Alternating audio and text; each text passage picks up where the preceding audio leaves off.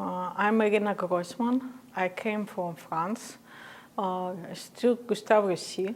I present my work that I perform in different laboratories in France.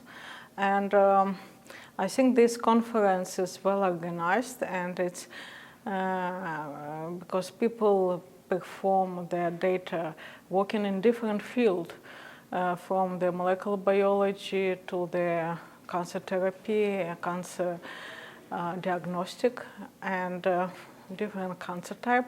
So it's a good overview of the ongoing research in cancer field.